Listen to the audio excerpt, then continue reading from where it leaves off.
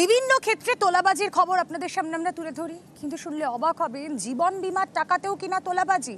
হ্যাঁ, ঠিকই শুনছেন, 15 লক্ষ টাকা জীবন বীমা পায় এক পরিবার, সেখান থেকে নেতা চেয়েছেন 2 লক্ষ টাকা এবং মৃতের পরিবার সেই টাকা না দেওয়ায় তাদেরকে হুমকি, নেতার ভয়ে ঘরছাড়া মিনাখার পরিবার। কথা বলবো, অনুপম প্রতিনিধি রয়েছেন সঙ্গে। অনুপম, জীবন বীমার টাকা মৃতের পরিবার পাচ্ছে 15 লক্ষ টাকা, সেখান থেকে কিসের ভিত্তিতে 2 লক্ষ টাকা চাইছেন নেতা, আবার না দিলে ভয় দেখাচ্ছেন?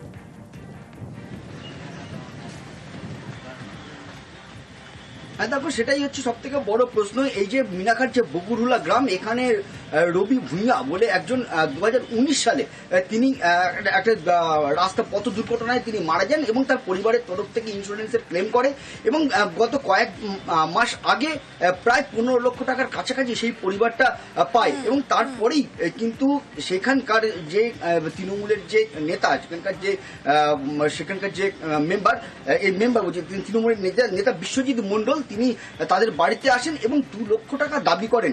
তার যেটা অভিযোগ যে তিনি এই রবি ভূঁইয়া যখন মারা গিয়েছিল তখন তিনি বেশ কিছু টাকা খরচ করেছিল, সেই জন্যই তাকে সেই টাকাটা ফেরত দিতে হবে বলে তিনি দাবি করছেন। কিন্তু এই রবি ভূঁইয়ার পরিবার কিন্তু বলছে যে তিনি কোনো টাকা পয়সা খরচা করেননি, যেহেতু তিনি 15 লক্ষ টাকা ক্ষতিপূরণ পেয়েছে, সেই কারণে সেই টাকার থেকে তাকে 2 লক্ষ টাকা দিতে হবে এবং এই পরিবারটা যখন সেই টাকা দিতে অস্বীকার করে তাদেরকে হুমকি দিচ্ছে, মারধর করছে, এমনকি বাড়ি পর্যন্ত ছাড়া। অভিযোগকারী ঠিক কি বলছেন একবার শোনা যাক।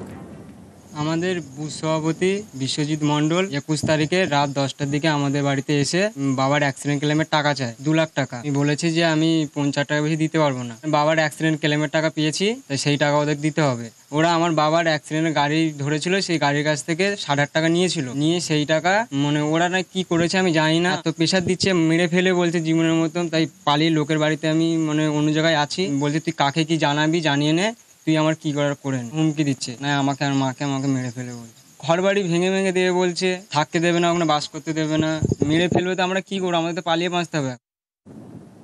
বসিরহাটের এসপি অফিসে ইতিমধ্যে মেল করে গোটা ঘটনা জানানো হয়েছে, কিন্তু তার প্রেক্ষিতে পুলিশ কি ব্যবস্থা করছে অনুপম?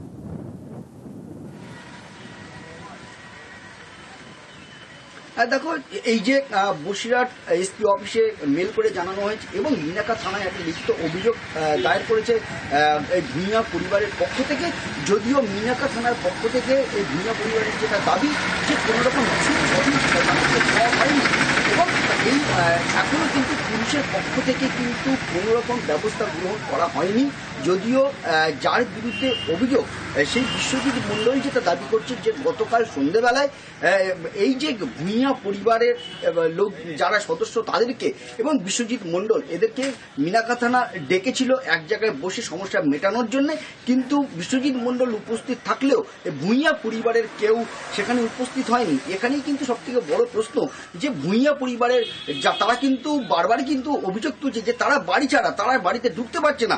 তাহলে বাড়ি যখন ছাড়াই, তারা যখন বাড়িতে ঢুকতে পারছে না, তাহলে তারা থানায় কি করে যাবে, কোন সাহসে তারা যাবে?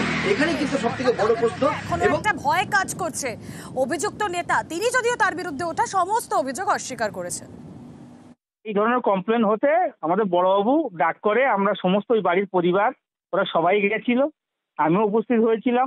যে প্রকৃত ঘটনাটা কি, বড়বাবু সমস্ত জিনিসটা, সমস্ত রিপোর্টটা ওদের কাছ থেকেই শুনেছে, কিন্তু ওদের যারা অভিযোগটা করেছে তারা ওখানে উপস্থিত হয়নি। এই ধরনের মিথ্যে ভিত্তিহীন দিয়ে একটা রাজনৈতিক করা হচ্ছে, এটা সম্পূর্ণ ভিত্তিহীন। পুলিশকে বাজে হুমকি দিয়ে কথা বলেছে, তার প্রমাণ দেবে অফিসার, নিজে দেবে, আমি কিছু দেওয়ার কেউ নই। যদি এই অভিযোগ সত্যি হয় অবশ্যই সেই হিসাবে পুলিশ ব্যবস্থা নেবে, কিন্তু এই ঘটনা ঘিরে ইতিমধ্যেই নেতার দাদাগিরি ঘিরে, তোলাবাজি ঘিরে রাজনৈতিক তরজা শুরু। ভূঁইয়া যখন মারা যান, পার্শ্ববর্তী একটা জায়গা থেকে, সমবায় থেকে এই কেস কাবারি বা ক্লেমের জন্য উনি একটা টাকা লোন করেছিলেন। সেই সময় গ্রামের মানুষ, বিশ্বজিৎ ভূঁইয়া আমাদের ওখানকার অঞ্চল নেতৃত্ব মেম্বার, উনি থেকেই এটা করে দিয়েছিলেন। আজকের ডেটে রবি ভূঁইয়া তার ক্লেম করার জন্য যে টাকা পাওয়া উচিত 10 লক্ষ টাকার মতো পেয়ে গেছে। তাহলে যে সমবায় টাকাটা লোন দিয়েছিল, সে সমবায় টাকাটা ফেরত চাইছে, ও সেটা দিতে না। এটা সম্পূর্ণ বিজেপির একটা চক্রান্ত। গতকালকে মিনাকা ওসি, এসডিপিও সাহেব নিজেও এবং পাল্টা আমাদের তরফ থেকে ওনার যিনি রিলেটিভ আছেন মিস্টার ভুইয়ার, ওনার বিরুদ্ধে পাল্টা এফআইআর হয়েছে। রবি ভুইয়া গাড়ি দুর্ঘটনায় মারা যায়। এরপর তার পরিবার ইন্স্যুরেন্স ক্লেম করে। সেই ইন্স্যুরেন্সের অর্থ যখন তাদের হাতে আসে, তৃণমূলের স্থানীয় বুথের বুথ সভাপতি বিশ্বজিৎ মণ্ডল এসে ওই অর্থ থেকে 2 লক্ষ টাকা দাবি করে। তো কাটমানি সংস্কৃতি। তো এই ঘটনার তীব্র নিন্দা করি। যদি এর ঠিকমতো মীমাংসা না হয় তো বিজেপি এই ব্যাপারে অনেক বড় আন্দোলনের